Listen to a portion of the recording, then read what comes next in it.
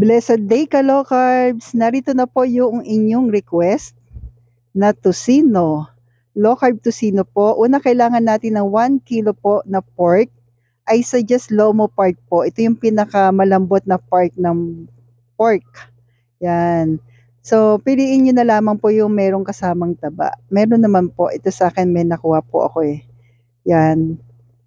Kasi maganda po mamaya, mas makikita nyo po yung kagandahan nitong part na to ng pork na lomo. Ito rin yung madalas kong ginagamit pagdating sa barbecue. So, una kailangan natin ng pork na 1 kilo, 1/4 cup ng cocoa aminos, paminta. And don't forget po to like and follow po para updated tayo sa ating mga low carb meal everyday. Thank you po and God bless. Then 1/3 cup po ng golden monk fruit, available sa Jedder's Grindahan, 1 tablespoon po ng salt,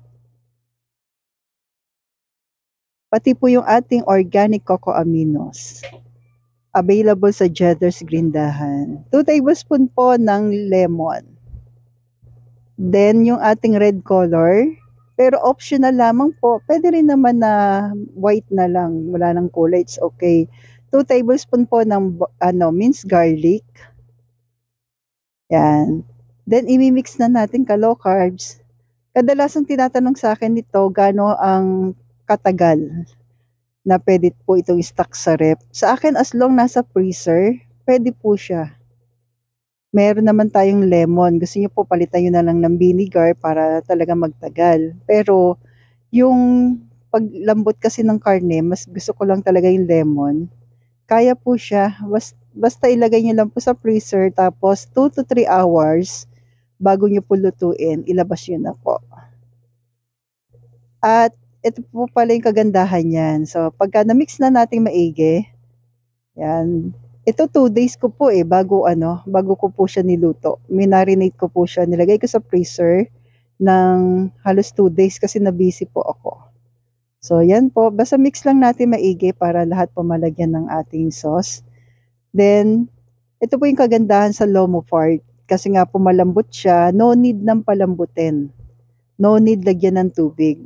Maglagay ka lang ng coconut oil, then fry mo na po. Basta katamtamang lakas ng apoy ha, kasi madali po masunog si cocoa aminos. Kaya, diba pag ganyan naman talaga pagka tocino po.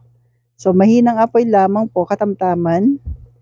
At ang maganda, si lomo kasi, hindi mo na kailangan pakuluan, malambot na po siya. So, try mo na po ka-low carbs, pamalit ko po sa rice, syempre po, egg, scrambled egg, or sunny side up. So, enjoy! Stay healthy, stay low carb po, God bless po sa ating lahat. Palambing naman po, pa-share nito. Thank you!